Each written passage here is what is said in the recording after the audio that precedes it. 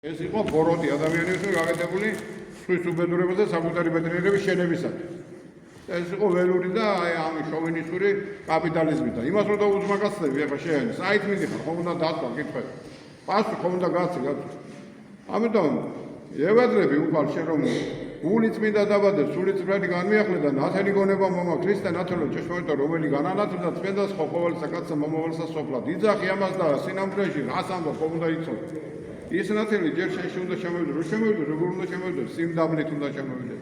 აქედან უნდა დაიწყო ცხოვრება, სიმდაბლე.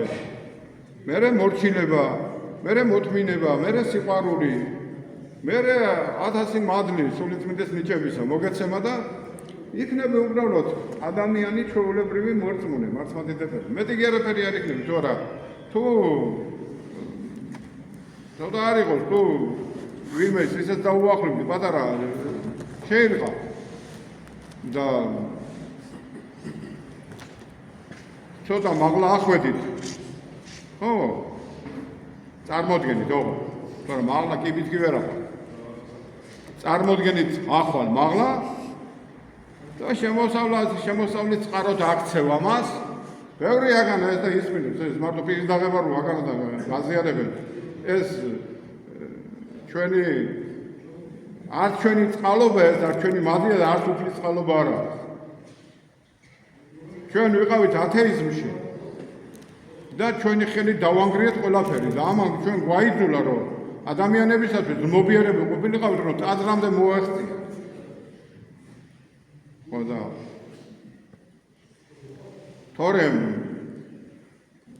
ცოდვა სიმონია ასეთი ცოდვა გვაქვს ჩვენ ეკლესიური ცოდვა სიმონია. ქუთაისლება როგორ იგონოს, არა სიმონი და დავი. ზურმე რა თქმა ჩვენ და სიმონა იყო მოგვი და მოციქულებს უთხრა რა პატარა თანხა ამიღეთ ზედმეტი და მოვკიდეთ მაგ მოციქულობა მეო. იქ დაარსდა ცოდვა სიმონიობა. ასი აქაც ეს. რჯულის არ გთხოვენ პასუხს, გაძლევენ ყველაფრის ნებას. ხო და შენ ძაგერ დადექი და ვაჭრობად იყო დაზარდა.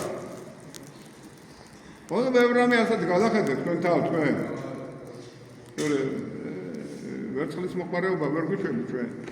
ჩვენ გვიშველი სიმდაბლე, მოთმინება, მორჩილება, სიყვარული, ერთობა და დახმარება ერთმანეთისა. ამის აღდგენები გვინდა ჩვენ. ეს უნდა აღვადგინოთ, მე ასე მგონია. თორემ ყველა სუსტი და გარყვნილი მიეკერება მერე ამას, იმ სიმონიას ცოდვას. და კაც არის ასე ეს. იმიტომ რომ ამ გარყვნილს და ცოდვით დაცემულ ადამიანებთან სუსტს ძალიან იზიდავს ეს ყველაფერი. და იქნება მარტო ფული და ტკბობა. მე ახლა ღორობით ტკბობა იქნება და ფულის გროვი.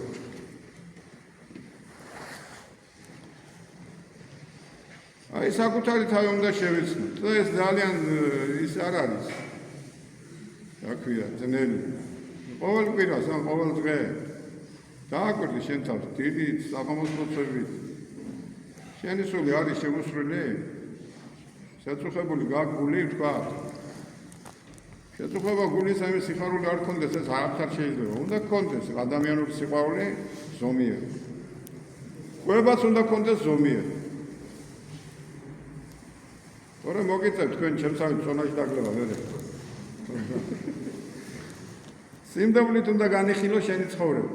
ძალიან უბრალოდ უნდა განიხილო და ჩვენი უფალს ისეთი რანაირიცა ხარ. რაც ხარ რა, ვინც ხარ, რაც ხარ. რანაირიცაც ხარ, რანაირ სიმძიმის ცოდვებიც გააქვს. ახლა მომაკვდინებელი ცოდვების მატარებელი თუ ხარ, აუცილებლად უნდა დაიხმარო გაძრიელებით ლოცვა. მარხვაც და რაღაცა უნდა გამოიყვანო ამ მდგომარეობიდან შენთან, იმიტომ რომ უფალი არავის არ ტოვებს. და რა არ ტოვებს რომ ამბობ.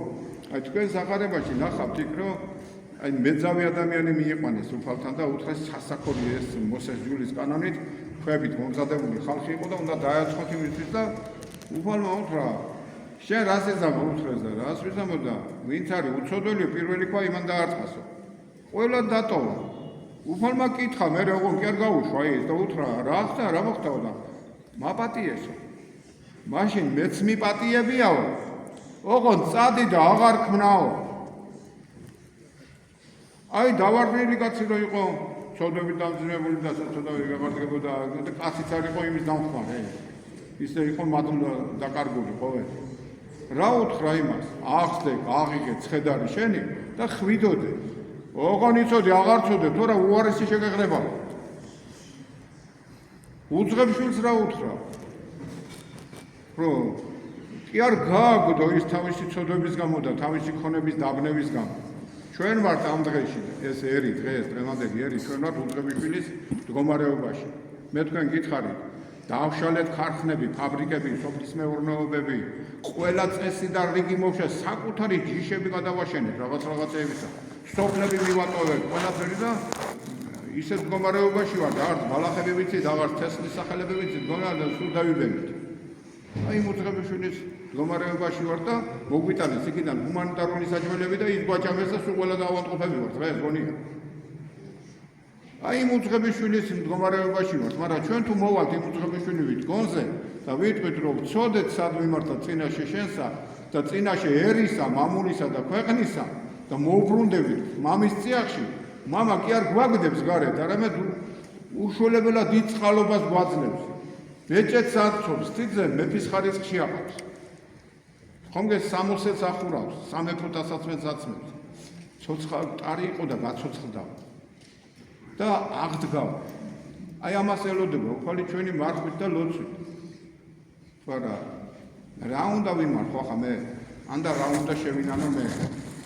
რაც შემიძლია იმას შევინანებ და იმას იმ შესაძლებლობაშიდაც მაძლევს დიდ წყალობას და უფრო დიდ წყალობას, რომელსაც მე ვგრძნობ ამას. ხო და მადლობ ღმერთს ამისთვის, რომ მე უღირს მაძლევს უფლებას, ყველაზე დიდ უფლებას, რომ მე მღვდელმოქმედება შევასრულო. და არ დავიჭრია დღეს. აბა? ხო და